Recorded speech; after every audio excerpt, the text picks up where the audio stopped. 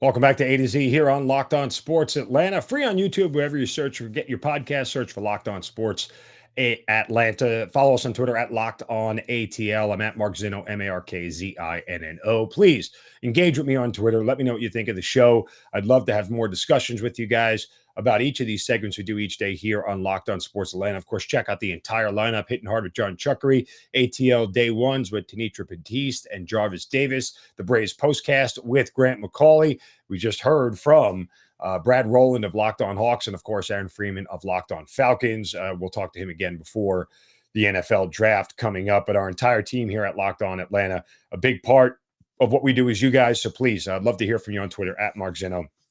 Give all the shows a follow as well. And let's keep rolling on here. I just mentioned the Atlanta Falcons, and I looked at two more mock drafts. And, it seems to come down to, for a lot of these folks, pass catcher or pass rusher, right? Like, and I will remind you again, if this is the first time you're hearing me say this for whatever reason, don't put any stock in the mock drafts. I know why people do them, and I click on them all, and I'm curious to see what people think and where they're going to go. It means nothing. Nobody has any real clear insight into it. You could look at 100 of these mock draft things, and 95% of them aren't going to find the right pick. It's never that obvious when you're drafting where the Falcons are. If it's one or two, it's a kind of a different conversation. You can narrow it down. But regardless, I saw one today with them taking Garrett Wilson, another one with them taking Travon Walker. Travon Walker would be a steal at 8. I don't think there's any way he falls that far. There's a lot of accounts that he might be the second or third overall pick. If somehow he gets to 8, that would be absolutely amazing. But nonetheless, again, I'm not worried about it. But there was an interesting column on the Falcoholic about, and I love you, even when I was doing the show on regular terrestrial radio, I love the folks at the Falcoholic. They're all good people. Dave Choate's fantastic. And I always give him a shout out when I can. Those guys do yeoman's work, and they genuinely love the team. And I love that about them. So, but they talked about Terry Fontenot and building out the rest of this roster, because after the draft, the Falcons will be able to free up some cap money. After June 1st, they may be able to free up some cap money and be able to sign some more folks into the month of May and into June.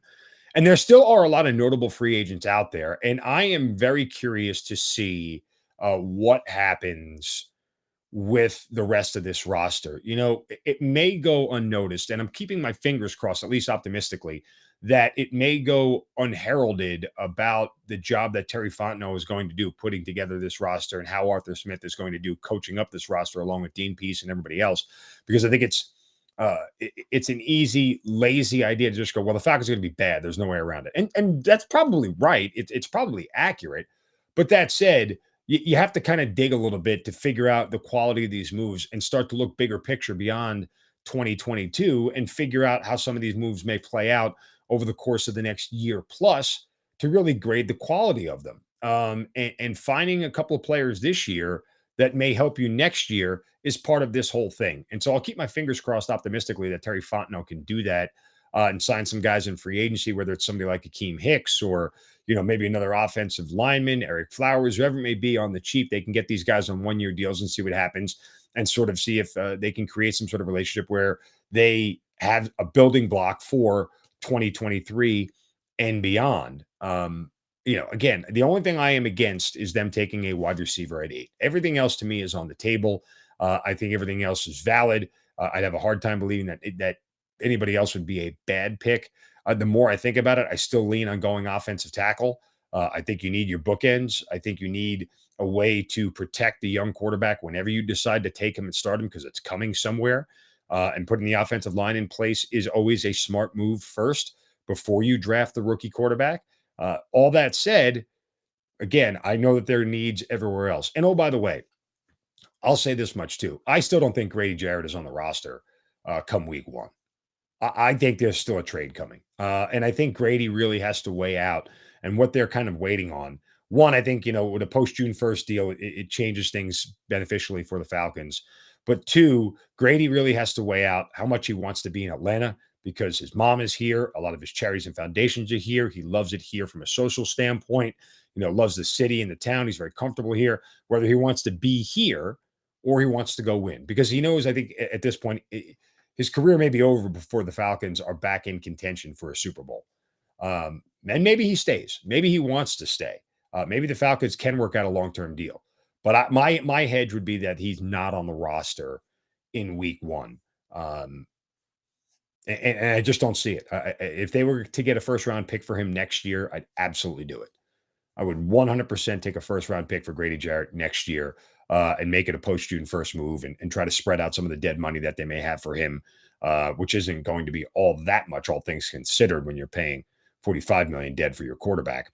Um, yeah, I think they're in a situation where they're still going to likely unload him heading into the start of this season, but time will tell. Speaking of unloading, the Braves moved on from Freddie Freeman, and he is now in Los Angeles. And the Braves will return to LA tonight to take on the Dodgers, and will greet Freddie Freeman and all of his pettiness and all of his bitterness face to face. Yeah, I'm curious to see, and for me, it's kind of must see TV, but I'm curious to see the interaction between Freddie and a lot of these guys. I'm sure they'll all shake hands and they'll all hug and they'll be all smiles and everything else. I still think Freddie was a little bit too petty. That rhymes, didn't do that on purpose. But I think Freddie was a little bit too petty in the way he exited. And maybe you could argue he had a right to be. Maybe you could argue that he wanted to stay and the Braves didn't offer him enough or didn't do what they needed to do to keep him. And I guarantee if fans would say if they would have paid him what he wanted, nobody would have been upset. Nobody would have said it's not worth it. Nobody would have said it's a bad contract because this fan base loved him. Now they hate him. Weird. But nonetheless, you know, however it went down for Freddie, you could tell he had a little bit of sour grapes about it, and that's okay. But I do want to see how this whole thing goes down tonight. Huascar Ynoa is going to be on the mound against Clayton Kershaw, who is still perfect last time I checked, and hasn't given up a hit yet. So should be a tough night for the Braves. So let's see the welcoming it. And I think Freddie should be getting his ring before the game. That's typically how it's done. I didn't see anything whether he did or didn't get it.